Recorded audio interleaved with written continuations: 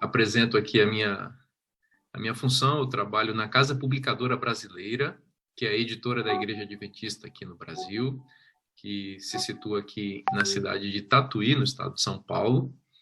Eu sou natural do Espírito Santo, mas já trabalho aqui na Casa Publicadora há 9 anos como editor. E também tenho tido o privilégio, a partir deste ano, de apresentar o programa Lições da Bíblia da TV Novo Tempo. Para mim é uma grande honra estar com vocês. Mais uma vez digo isso, agradecendo o convite que me foi feito. E para mim é uma alegria acompanhar esse movimento de oração que se levantou na igreja. Essa eu creio que seja a igreja real, é a igreja que não para, é a igreja que não se intimida diante das circunstâncias adversas da vida. Nós estamos enfrentando a pandemia, e eu me lembro bem que logo no início dessa pandemia, muitas pessoas tiveram medo do que seria a igreja, o que aconteceria com a igreja, seria que a igreja suportaria meses fechada? Mas a verdade é que a igreja nunca fechou, porque a igreja não se realiza em templos, em paredes. A igreja é viva e ela mostra a sua face exatamente diante das adversidades. E nós vimos isso acontecer para a honra e glória de Deus, e a Sala 57 certamente é um desses movimentos que evidenciam que a igreja não para, que a igreja ela não depende de nada que seja humano. A igreja é uma instituição divina e Deus é quem é o seu líder, e nós somos seu povo, independentemente de nossas funções e atribuições no corpo de Cristo. Ele nos usa e para a sua honra e para a sua glória. Vocês têm falado aqui continuamente sobre o Espírito Santo, e eu não gostaria de falar de modo diferente nessa manhã. Eu também entendo o Espírito Santo como uma necessidade real, uma necessidade íntima que todos nós temos. Coincidentemente ou providencialmente, eu disse a vocês que eu sou editor na Casa Publicadora Brasileira, né? Então, providencialmente, ontem ou anteontem, eu comecei a leitura, a edição de um clássico, de um livro clássico, né, sobre o Espírito Santo, que nós vamos relançar na Casa Publicadora nos próximos meses, que é o Batismo do Espírito Santo, do pastor Leroy Frum. É um livro que nós já publicamos há muito tempo, mas que hoje estamos fazendo uma atualização para disponibilizar esse volume para a igreja de maneira atualizada.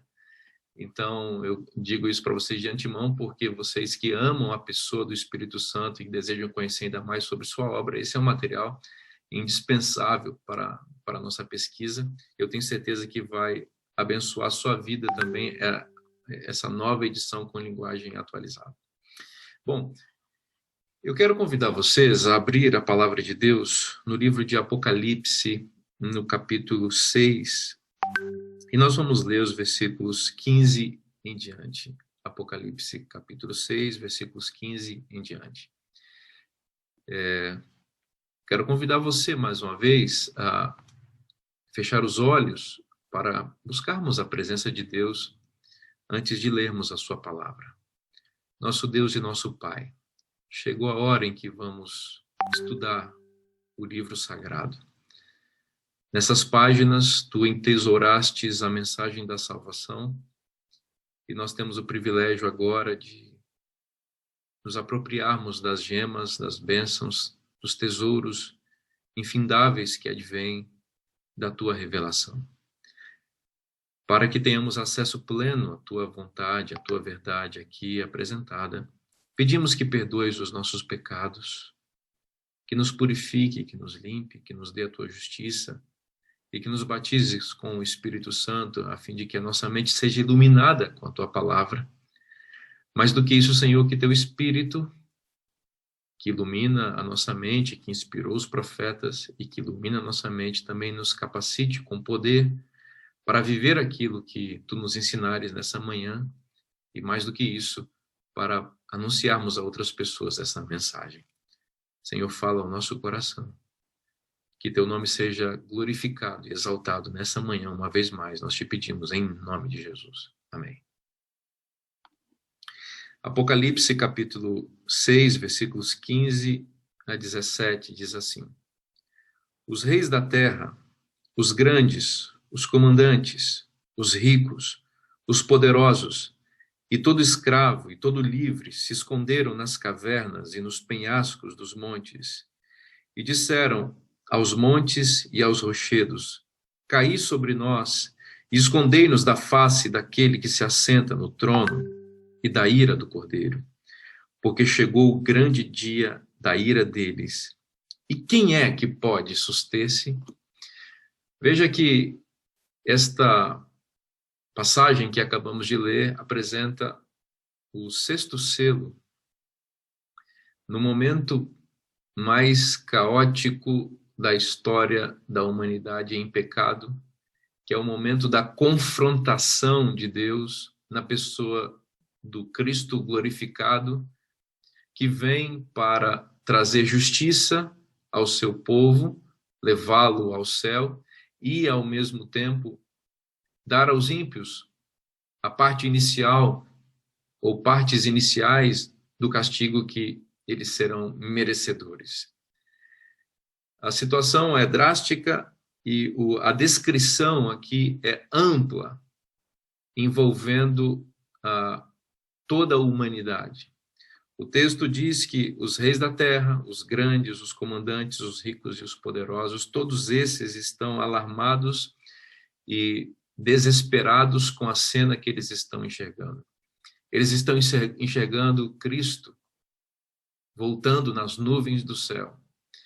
E a mesma cena que produz alegria, que produz muita paz no coração daqueles que aguardam essa esperança, produz na mente dos ímpios, e esses ímpios espalhados em todas as classes sociais e em todas as partes desse mundo, esses ímpios têm um clamor.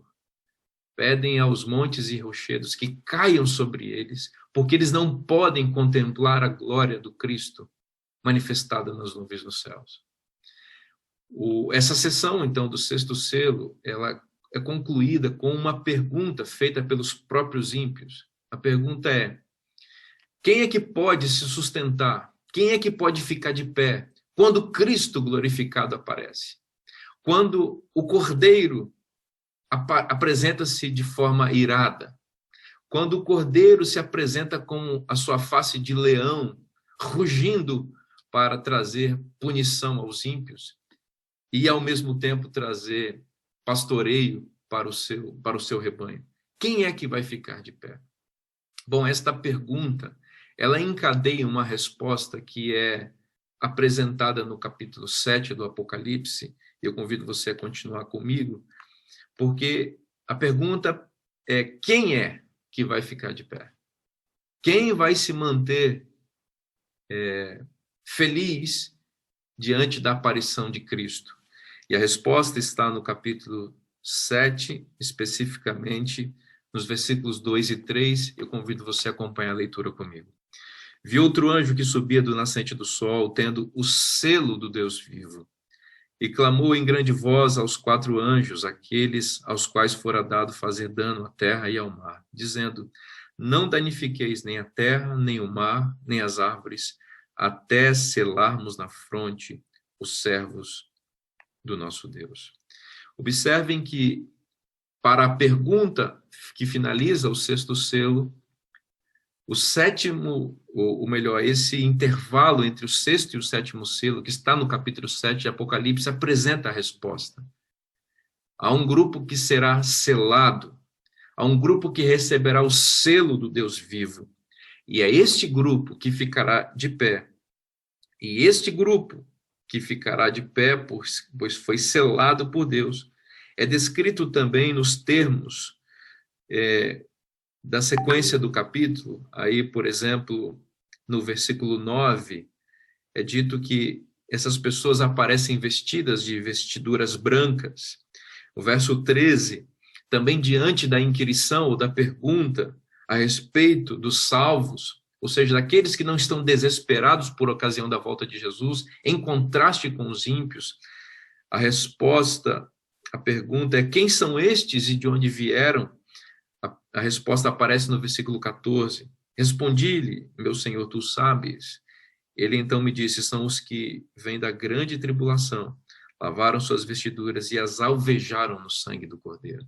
Observe que o grupo que recebe o selo de Deus, ele é descrito também nos termos de pessoas que venceram uma grande tribulação e que lavaram as suas vestiduras no sangue de Jesus. Então, observe que o selo de Deus é uma expressão de resultado da experiência de salvação e de redenção daqueles que resolveram ficar ao lado do Cordeiro e não se submeteram às ordens, às injunções e às perseguições dos inimigos do povo de Deus, que tentaram fazer com que a humanidade inteira se submetesse à sua lei espúria, que no contexto dos eventos finais se materializará por meio do terrível decreto dominical. Então, quem é que vai ficar em pé? Quando Jesus voltar, quem é que vai abrir os braços e dizer: este é o nosso Deus a quem nós aguardávamos e na sua salvação nos alegraremos?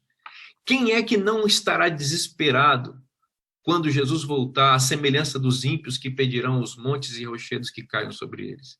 A resposta é simples: aqueles que forem selados. Aqueles que forem selados. Então, é muito importante nós sabermos o que é o selo de Deus. É muito importante nós entendermos a natureza do selo de Deus. Se você for, por exemplo, comigo a Efésios capítulo 1, versículos 13, e Efésios capítulo 4, versículo 30, vamos ler nessa sequência, nós vamos encontrar um texto ou dois textos muito interessantes a respeito do selo de Deus. Veja aí, Efésios capítulo 1, versículo 13. Diz o apóstolo Paulo: em quem, falando de Cristo, também vós, depois que ouvistes a palavra da verdade, o evangelho da vossa salvação, tendo nele também crido, fostes selados com o Santo Espírito da promessa. Então, aqui nós estamos vendo um texto que associa o Espírito Santo e o selamento e o selo de Deus. Veja agora o texto de Efésios capítulo 4, versículo 30. E não entristeçais o Espírito de Deus, no qual fostes selados para o dia da redenção. Vamos rapidamente pensar nesses dois textos. É claro nesse texto e em todas as Escrituras que o Santo Espírito de Deus, o Espírito Santo, é uma pessoa, não é uma coisa, não é uma energia. Diferentemente do que ensinam algumas denominações atualmente, que fazem o Espírito Santo ser entendido como algo. O Espírito Santo é uma pessoa, e o texto de Efésios 4:30, inclusive, diz que nós não devemos entristecê-lo. Isso é uma característica bastante pessoal. Então, o Espírito Santo não é uma coisa, é uma pessoa. Enquanto que o selo evoca a ideia de uma coisa ou de algo, o Espírito Santo não deve ser confundido com o selo, porque ele é uma pessoa. O que, então, esses dois textos que lemos nos informam a respeito da natureza do Espírito Santo e sua relação com o selo? O Espírito Santo não é o selo de Deus. O Espírito Santo é o agente da Trindade que sela o povo de Deus. É diferente. Perceberam isso?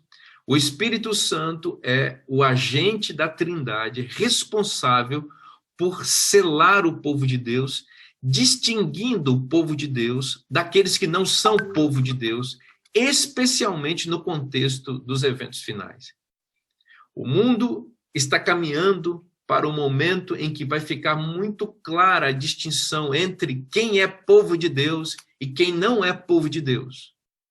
E quem vai fazer esta divisão, quem vai demarcar o território e o rebanho, é a pessoa do Espírito Santo.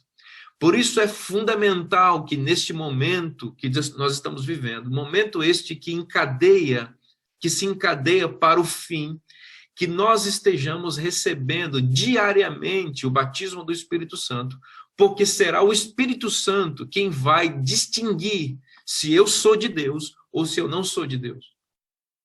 O Espírito Santo vem com este propósito específico de implantar em nós a natureza de Cristo, fazer a imagem de Cristo ser transferida para a nossa face, de tal maneira que as nossas atitudes e a nossa vida por completo revelem que nós viemos da parte de Deus e que não somos nesse mundo. Somos nascidos de Deus e para Deus estamos indo, para o alto, como diz o apóstolo João, no capítulo 3, falando sobre a obra do Espírito que nos regenera e nos faz nascer do alto, nascer de cima, para onde nós vamos quando Jesus voltar. Então, quem faz a distinção é o Espírito Santo. Então, não devemos confundir o Espírito Santo. Alguns dizem, o Espírito Santo é o selo de Deus. Não, as Escrituras são claras a respeito do que é o selo de Deus. As Escrituras associam o Espírito Santo com o selo, no sentido de que apresentam o Espírito Santo como o agente da Trindade responsável por selar o povo de Deus, distinguindo, diferenciando o povo de Deus daqueles que não são povo de Deus. Bom, isso é muito importante, meus queridos amigos, porque nós sabemos que no contexto dos eventos finais, há uma série de fatos importantes que alcançam a igreja e a humanidade. E dois desses fatos, quem sabe os mais importantes para nós, é o selamento e a chuva serôdia. A chuva serôdia é o batismo do Espírito Santo, a plenitude do Espírito Santo, que vai se efetivar por ocasião ou por momentos antes, ou um período bem próximo à volta de Jesus. A igreja de Deus vai ser batizada com o Espírito Santo. Existe uma associação direta entre o selamento e a chuva serôdia. Ok? Existe uma associação direta entre o selamento e a chuva serôdia. Ninguém vai ser selado se não receber a chuva serôdia. E ninguém vai receber a chuva serôdia se não for aprovado no selamento divino. Entenderam essa relação? O que é a chuva serôdia? A chuva serôdia é o batismo do Espírito Santo, conforme nós já dissemos aqui. A chuva serôdia é o transbordar da chuva temporã que nós recebemos hoje, dia a dia. O Espírito Santo, de acordo com o apóstolo João, no capítulo 16, ele vem para nos convencer do pecado, da justiça e do juízo. O Espírito Santo vem para nos fazer vencer o pecado. Então, a obra do Espírito diária tem que ver com a confrontação de nossa natureza, a denúncia de nossos pecados e a capacitação do Espírito Santo para que vençamos esses pecados no contexto do juízo de Deus, no qual nós recebemos a justiça de Cristo que é atribuída a nós. Por isso, o Espírito vem para nos convencer do pecado, da justiça e do juízo. Então, quem é que vai receber a chuva serôdia lá no futuro? A plenitude do Espírito Santo. Aqueles que estão recebendo hoje a chuva temporã. E como eu sei se estou recebendo a chuva temporã? Por meio das vitórias espirituais contra o pecado que o Espírito Santo vai me concedendo. Então, lembrem-se disso. Ninguém vai ser selado quando o selamento se efetivar, se não estiver com a chuva serôdia. E a chuva serôdia é resultado do trabalho contínuo do Espírito Santo, que inclusive está ocorrendo hoje, confrontando nossa natureza pecaminosa, nos dando vitória contra o pecado e transferindo para nós a imagem de Jesus Cristo. O selamento e a chuva serôdia são dois eventos gêmeos no contexto dos eventos finais. Bom, vocês sabem, e aqui eu não quero dar um estudo bíblico para vocês, até poderia ser interessante, mas o meu papel aqui hoje é refletir sobre a obra do Espírito Santo. Vocês sabem que o selo de Deus nas Escrituras está associado com a lei de Deus. Você quer ver um exemplo? O livro de Isaías, capítulo 8, 16, diz o seguinte: sela a lei no coração dos meus discípulos. E aí, o profeta Isaías já nos diz claramente o que é selado no coração. Como eu disse a vocês, o Espírito Santo não é o selo. O Espírito Santo é o agente da Trindade que sela algo no coração do seu povo. E o profeta Isaías já nos diz o que é que o Espírito Santo sela. Ele diz, sela a lei no coração dos meus discípulos. Então, o selo de Deus, que o Espírito Santo imprime em nossa vida, em nosso coração, é a lei de Deus. O profeta Ezequiel, no capítulo 36, e se você quiser ler comigo esse texto, ele é muito importante, Ezequiel capítulo 36, no versículo 25 em diante, diz assim, numa promessa para o povo de Deus que será congregado a sair de Babilônia para se dirigir a Jerusalém, o profeta Ezequiel diz assim, então aspergirei água pura sobre vós e ficareis purificados de todas as vossas imundícias. Veja que a água pura será aspergida para o povo, sobre o povo, e esta água pura purificará o povo das imundícias. Vocês sabem muito bem, e esse texto aqui vai explicar mais claramente para frente, que o Espírito Santo também é simbolizado pela água que purifica. Então, quando nós somos batizados com o Espírito Santo, nós somos purificados das nossas imundícias. Não existe batismo do Espírito Santo e convivência pacífica com o pecado. É preciso que aqueles que arrogam, ou que dizem, ou que professam o batismo diário do Espírito Santo, assumam o nojo contra o pecado. É fundamental que haja uma inimizade entre nós e o pecado, porque o Espírito Santo faz isso. É muito estranho, por exemplo, você ver determinadas pessoas em denominações diferentes e até doutrinas que supostamente apresentam uma ênfase no Espírito Santo e, ao mesmo tempo, convivem com a transgressão da lei, que é o pecado, de acordo com 1 João 3, verso 4. Pecado é transgressão da lei. Como assim? O Espírito Santo purifica do pecado, é água pura, que vem, nos purifica e nos limpa. Então é fundamental que nós, que estamos buscando diariamente nesta sala e em qualquer outro lugar, a presença do Espírito Santo, entendamos que a obra dele tem que ver com trazer purificação do pecado e criar em nós nojo contra o pecado, medo e aversão ao pecado. Hoje em dia nós estamos purificando nossas mãos com álcool em gel, não é assim? Porque nós não queremos o vírus, o coronavírus. Pois bem, o Espírito Santo é esse álcool 70% de Deus para purificar as nossas mãos e a nossa vida desse vírus terrível chamado pecado. Então, quem recebe o Espírito é purificado com água pura, água que limpa.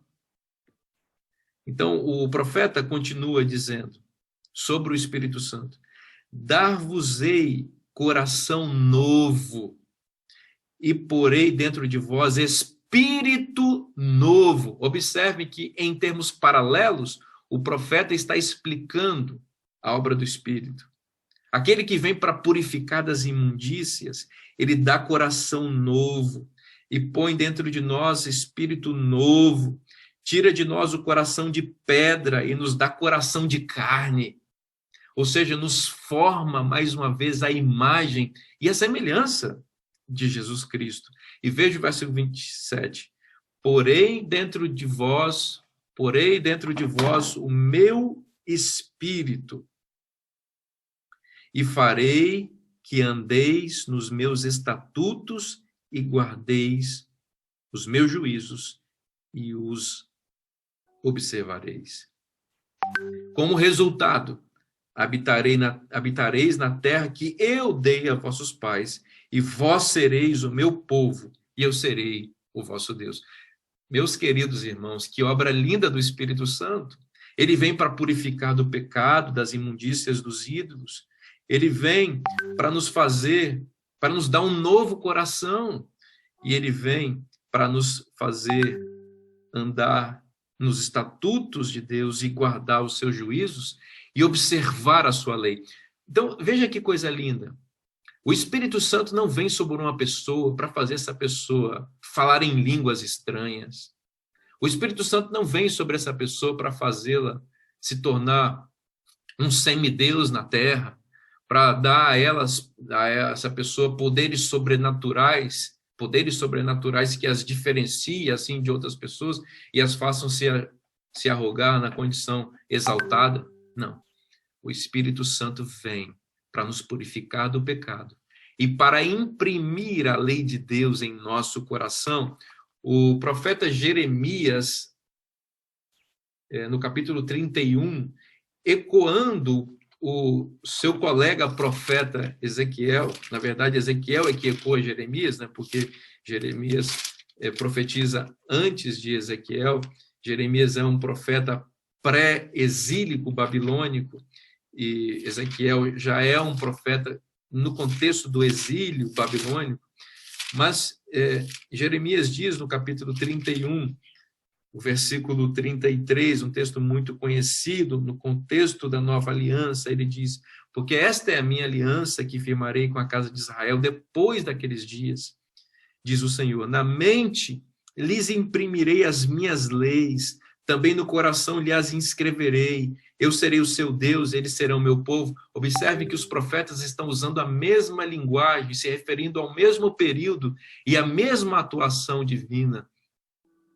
E ele continua na sequência: não ensinará jamais cada um ao seu próximo, nem cada um ao seu irmão, dizendo: conhece o Senhor, porque todos me conhecerão, desde o menor até o maior deles, diz o Senhor, pois perdoarei as suas iniquidades e de seus pecados jamais me lembrarei. Esta é a obra do Espírito Santo, o Espírito Santo que vem para nos convencer do pecado e da justiça e do juízo, nos purificar de nossas imundícias, dos ídolos e do pecado, implantar um novo coração no qual se escreve e se imprime a lei de Deus e nos fazer guardar os juízos e os estatutos de Deus. Esse é o Espírito Santo.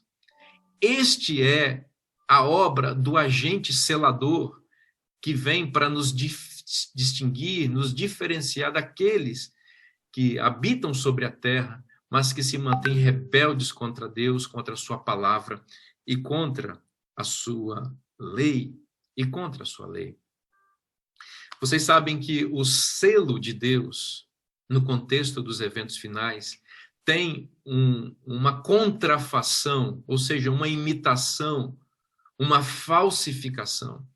Do mesmo modo como Deus identifica-se com seu povo por meio da sua lei, por meio da atuação do Espírito Santo, o inimigo de Deus tem uma maneira, ou terá uma maneira específica para demarcar o seu gado, para demarcar o seu rebanho. Vocês sabem que o Apocalipse, no capítulo 13, apresenta o conceito da marca da besta. A marca é uma palavra que remete exatamente à atividade de um fazendeiro que tem gado, que tem rebanhos, e ele coloca as suas iniciais sobre os seus animais para que aqueles animais sejam identificados com ele e não com outro proprietário. Então, o diabo ele terá uma marca específica. E nós sabemos que essa marca do inimigo, ela se opõe ao selo de Deus. Enquanto o selo de Deus está associado com a lei de Deus e é fruto da atuação do Espírito Santo de Deus, a marca da besta está associada com a quebra da lei de Deus e está diretamente relacionada à atuação de uma personalidade institucional que se levantará no contexto dos eventos finais para se opor à pessoa do Espírito Santo. Vocês sabem que existe a Trindade verdadeira, Deus Pai, Deus Filho e Deus Espírito Santo, e o Apocalipse apresenta a Trindade satânica, falsa, que é o dragão, a besta do mar, que é o papado, e a besta da terra, que é o protestantismo norte-americano apostatado. Então, quem é que vai dar a marca da besta? A terceira pessoa dessa trindade satânica, que se opõe à pessoa do Espírito Santo.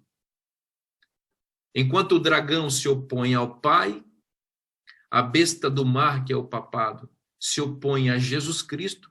Por isso que se levanta, segundo Daniel, contra o príncipe do exército. Então, o papado se opõe a Jesus Cristo, a segunda pessoa, e a besta da terra, o protestantismo apostatado norte-americano, se opõe à pessoa e à obra do Espírito Santo, no contexto dos eventos finais. Enquanto o Espírito Santo vem para selar o povo de Deus com a lei de Deus, o protestantismo apostatado norte-americano, em coalizão com o papado, a mão é dada sobre o abismo, conforme diz o grande conflito, estabelece-se a marca da besta. Então eu digo a vocês sabem disso, enquanto o selo de Deus tem que ver com a lei de Deus, a marca da besta, que vem por iniciativa da besta da terra, se refere à quebra da eterna lei de Deus. Então, nós estamos muito convencidos de que o Espírito Santo vem selar sua lei. E nós sabemos que a lei de Deus tem um ponto específico muito importante, que vai ser a grande pedra de toque no contexto dos eventos finais. O profeta Ezequiel, ainda em Ezequiel, e vocês conhecem essa passagem muito bem, mas nunca é demais lê-la, Ezequiel capítulo 20, no versículo 12, nos diz o seguinte, 20, versículo 12. Também lhes dei, diz o Senhor, lhes dei os meus sábados para servirem de sinal entre mim e eles, para que soubessem que eu sou o Senhor que os santifica. Preste atenção nisso daqui, meu querido irmão. A obra do Espírito Santo em nossa vida é uma obra de santidade, de santificação. Nós já dissemos isso aqui. O Espírito Santo vem para convencer do pecado, da justiça e do juízo. Ele vem para santificar. E esse texto diz que o sábado foi dado como sinal entre nós e Deus. Ou seja, como um elemento identificador de que nós pertencemos a Jesus Cristo, que nós somos dele, que ele é o nosso Senhor, e que ninguém nesse mundo tem o direito de dominar a nossa vida, a não ser o Rei do Universo. O sábado foi dado como sinal entre nós e Deus. Com que propósito? Para que todos saibam que quem nos santifica é o Senhor. E aqui tem uma informação muito importante. Quem nos santifica é o Senhor. Quem nos dá poder para guardar a lei é o Senhor Deus, na pessoa do Espírito Santo. Quem nos capacita para guardar o sábado neste tempo e também nos tempos finais que estão diante de nós, em que isso se tornará de fato uma prova para a fé, quem nos santificará e nos capacitará é o Senhor Deus na pessoa do Espírito Santo. É por isso que eu disse a vocês no início que não existirá selamento sem chuva serôdia. A chuva serôdia é o poder capacitador do Espírito Santo de Deus para nos manter fiéis à eterna e imutável lei de Deus. Só com a chuva serôdia nós poderemos ser, de fato, abençoados com a obediência à lei de Deus, porque Deus é o Senhor que nos santifica. No versículo 20 desse mesmo capítulo, o profeta Ezequiel diz: santificai os meus sábados, pois servirão de sinal entre mim e vós, para que saibais que eu sou o Senhor, o vosso Deus. Então, claramente, as Escrituras apresentam o sábado como o selo de Deus, como o sinal de Deus, como este elemento que será importante para distinguir, importante não, essencial para distinguir o povo de Deus daqueles que não são povo de Deus. O sábado está no coração da lei de Deus.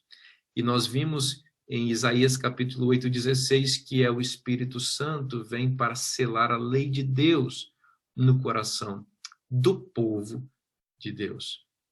Meus irmãos, pensem comigo. Muito em breve, Jesus vai voltar. E ele está nesse momento separando um povo e preparando esse povo para este encontro. Haverá um grande vestibular, uma grande prova dos 9 será tirada. Quando sair o decreto dominical nos Estados Unidos da América, a marca da besta estará estabelecida. É isso que diz a profecia. Naquele contexto, o povo de Deus será instado a desobedecer à lei de Deus, a renunciar à sagrada e eterna lei de Deus, a abrir mão desta lei, porque será tentado a quebrar o 4º mandamento da lei de Deus, que requer a observância do sábado. O mundo cristão, em sua falácia, em sua mentira, em sua sutileza, em seu engano, vai fazer isso em nome de Cristo. E, nesse contexto, vai manter como tem feito até agora os outros mandamentos da lei de Deus. E como tem feito agora, vão ensinar que Jesus Cristo mudou o mandamento do sábado para o domingo. Muitos serão enganados, muitos serão seduzidos, muitos apostatarão da fé. Muitos que são hoje adventistas do 7º dia, diante dessa prova terrível, não permanecerão nas fileiras do povo de Deus e se tornarão os piores inimigos que nós teremos. Essa decisão será muito grave e ela se avizinha, ela se aproxima. Eu pergunto a vocês, como é que nós vamos ficar de pé, mantendo a fé que nós professamos hoje, quando a perseguição realmente se colocar ferozmente contra nós? Algumas pessoas estão contando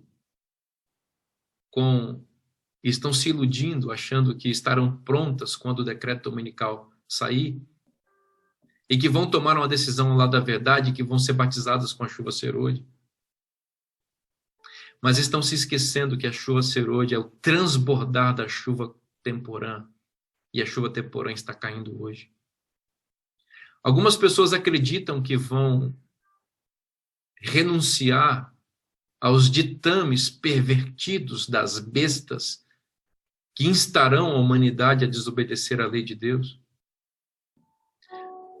Mas esquecem essas pessoas que aquela decisão séria que vai ser tomada lá na frente, ela é resultado das decisões diárias que nós tomamos hoje ao lado da verdade. Em tempo de paz, renunciando ao pecado, permitindo a influência do Espírito Santo no convencimento da nossa condição pecaminosa e de nossas atitudes pecaminosas. Ouvindo a voz do Espírito Santo que confronta a nossa condição pecaminosa, revelando os nossos atos e nos trazendo ao arrependimento. Hoje, ninguém que não está permitindo essa obra se realizar hoje em sua vida estará pronto para aquela obra maior do Espírito Santo que nós veremos na sequência, quando a terra inteira será iluminada pela glória do anjo de Apocalipse 18. Aquele brilho excelso que o mundo verá com a proclamação do alto clamor, sai dela, povo meu, será resultado do brilho diário do Espírito Santo na vida de quem busca hoje, de quem diz, Senhor, eu não quero ser esse pecador miserável. Que quem permite que o Espírito Santo coloque um espelho diante de si, que revela as imperfeições do nosso caráter, que mostra que nós somos orgulhosos, invejosos, vaidosos, impuros, que nós, às vezes até com linguagem religiosa, revestimos nossos pecados, que nós temos duas faces, que nós somos uma coisa na igreja e uma outra coisa fora da igreja, que nós somos uma coisa no Zoom da sala 57, outra coisa dentro de casa. Meus irmãos, esse é o tempo em que nós temos que permitir que o Espírito Santo deixe de ser uma teoria nas nossas reuniões, nas nossas orações, e que passe a ser realidade na sua atuação transformadora do caráter, regeneradora de nossa natureza. Ninguém tem Espírito Santo e continua sendo impuro, sexualmente falando. Continua sendo violento, agressivo, maldoso, desonesto, corrupto, invejoso, orgulhoso. Essas coisas são incompatíveis com o Espírito Santo de Deus. Porque o Espírito Santo vem para revelar a natureza e o caráter de Cristo e a sua eterna lei, imprimi-la em nosso coração. O Espírito Santo vem para nos fazer cidadãos do céu. O Espírito Santo vem para nos selar com o Espírito. O Espírito Santo vem para nos selar com a sua lei. Fomos selados no Espírito Santo de Deus. Não devemos entristecê-lo. Como é que se entristece o Espírito Santo quando se rejeita a sua influência? Entristecer o Espírito Santo de Deus aqui apresenta-se como sinônimo do pecado contra o Espírito Santo, que Jesus enunciou em Mateus capítulo 12. Pecado este que se revela quando nós deixamos de ouvir a voz do Espírito. E quando nós, seguindo nossas inclinações, atribuímos a Satanás a obra do Espírito e ao Espírito a obra de Satanás. E assim pecamos contra o Espírito, porque deixamos de ouvir a voz de Deus, rejeitamos a luz que Deus vai nos dando. O Espírito Santo vem para nos fazer progredir na experiência cristã. Ninguém que recebe o Espírito Santo permanece do jeito que está. Todas as pessoas que recebem o Espírito Santo identificam que precisam crescer e crescem pelo poder de Deus. O Espírito Santo vai colocando diante de nós desafios espirituais que envolvem nosso caráter, nossa moral, nossa experiência com a própria missão e a pregação do Evangelho. Ninguém que recebe o Espírito Santo fica de braços abertos, de braços cruzados, melhor dizendo, esperando o sobrenatural mudar a sua própria vida. Embora essa seja uma obra sobrenatural, ela é em cooperação com o agente humano que se coloca nas mãos de Deus em confiança e em fé e vai permitindo essa transformação que nos move para ser melhores cônjuges, melhores maridos, melhores esposas, melhores filhos, melhores profissionais, melhores cristãos, melhores pastores.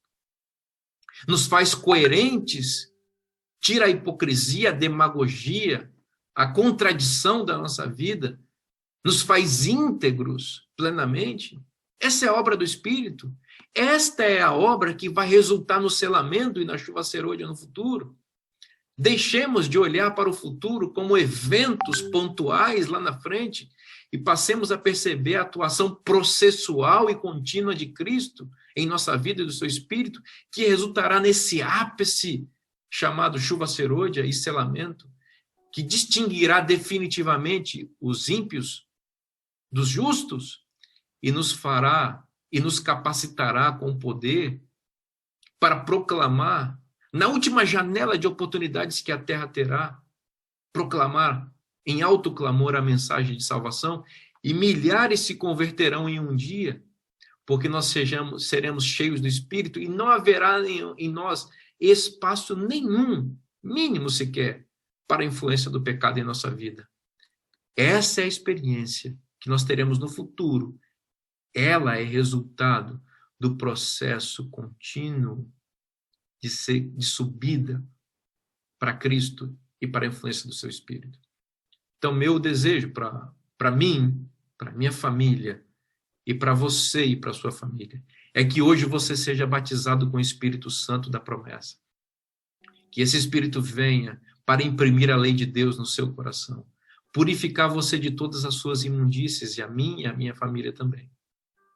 Escrever a lei de Deus no nosso coração, nos fazer mais parecidos com Cristo, nos dar um novo coração, tirar o coração de pedra e colocar um coração de carne em nossa vida.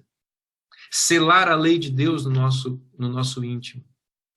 transferir a imagem de Cristo para nós, para que todos que estão à nossa volta, incluindo a nossa família em primeiro lugar, e todos aqueles com quem nós entramos em contato, hoje e no futuro, quando Deus nos usar de forma mais ampla e poderosa, possam ver Jesus em nós e possam saber que nós viemos da parte de Deus e que nós não temos parte com esse mundo pervertido e pecador, porque nós não somos daqui, nós estamos indo para a pátria superior.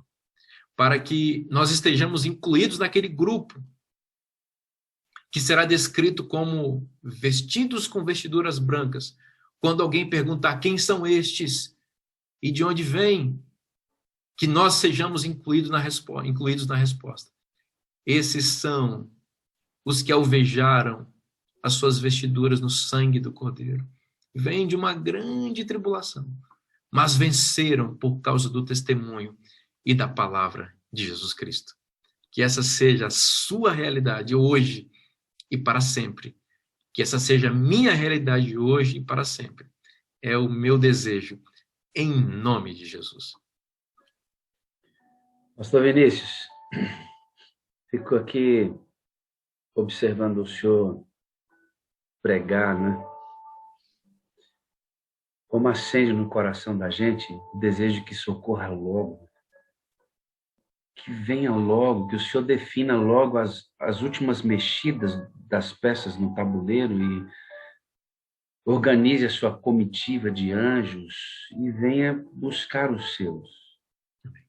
Esse momento vibra em nosso coração e o senhor falando sobre essa obra do selamento, chuva serôdio, derramamento, como a irmã Selma diz, o aguaceiro descendo sobre nós. A sensação que nós temos aqui, pastor Vinícius, enquanto esta sala faz uma apologia direta ao Espírito Santo, é de termos a sensação de estarmos no caminho. Amém. Porque nós estamos aprendendo a buscá-lo diariamente. E como o senhor disse, a santidade é um aspecto fundamental para a permanência dele. E os testemunhos, pastor Vinícius, nesta sala têm me mostrado, sabe o quê? Que muitos deles estão encontrando o caminho. Porque eles olham para ele e dizem assim, eu não sei o que está acontecendo aqui, pastor, está ficando muito diferente. Ontem eu recebi um áudio de um arquiteto, pastor Vinícius, que estava lanchando no Subway. Entraram duas pessoas, assim, sujas, etc., pintores, deviam estar vindo do trabalho, e se assentaram. E ele olhou para eles assim, ficou pensando, e ele orou ao Espírito quando foi lanchar, e disse, Senhor, eu queria tanto ajudar alguém, eu queria compartilhar com alguém, e ele orou pelo alimento. Daqui a pouco entrou uma criancinha no Subway, suja, pastor, suja, suja. Olhou, e ele diz assim, ela olhou dentro de mim, e disse assim, o senhor pode pagar um lanche para mim? O que ocorre depois dessa frase, ele já pediu para ajudar alguém, a menina entra, ele disse, você tem pai ou mãe? Ele disse, não tem pai, e a minha mãe está ali fora. Você tem irmãos? Tenho 4. Eu sou a mais velha. Uma criancinha pequena era a mais velha de 4. Minha mãe não pode trabalhar, enfim, as mazelas sociais no Brasil. Ele falou, não, pode pedir o lanche lá, o que você quiser. Em seguida, ele mandou fazer um outro lanche para entregar para a mãe. E aí ele estava lanchando e ela saiu com a mãe com o lanche e olhava para trás, para ele, dentro do Subway, e dava tchauzinho, feliz, sorridente, porque havia recebido o lanche. Quando ele saiu para o carro, eles se encontraram novamente lá fora do Subway e ela foi explicar um pouco da vida dela e ele pegou e entregou o cartão dele. Ela falou assim, eu não posso entrar em contato contigo, eu não tenho telefone, mas eu vou dar um jeito. Ele combinou alguma coisa com ela para possíveis encontros, ele quer dar roupa para ela, mas o bonito foi o seguinte, quando ela foi se distanciando, ele lembrou da esposa, da Anne, deve estar me ouvindo agora, ela assiste a sala constantemente. A Anne, pastor, é membro de uma outra denominação que assiste a sala conosco. Ontem de manhã eu conversei com ela e com o seu esposo Cris sobre a guarda do sábado. alguns aspectos da guarda do sábado. Isso aconteceu ontem com ele. Ele vai contar esse testemunho aqui. E aí, quando ela foi saindo, ele a chamou e disse assim: ei, eu amo você. Eu preciso de você para ser feliz. Você é a parte visível de Deus. Quando ele entra no carro, ele é tomado de uma sensação da presença de Deus que se manifesta através de um choro incontrolável. Sabe o que é isso, pastor Vinícius? O caminho. O caminho. Eles estão recebendo diariamente o batismo do Espírito Santo e o Espírito Santo está quebrando esses homens e mulheres na pedra que é Jesus. Amém. E a semelhança do caráter está se manifestando em obras de bondade, pastor. Amém. Eu creio num movimento de reavivamento e reforma para os nossos dias. Amém. Não no futuro, como o senhor disse. Creio para agora. Amém. Creio para agora. Queria convidar você a orar conosco nesse momento, não antes de ouvirmos uma música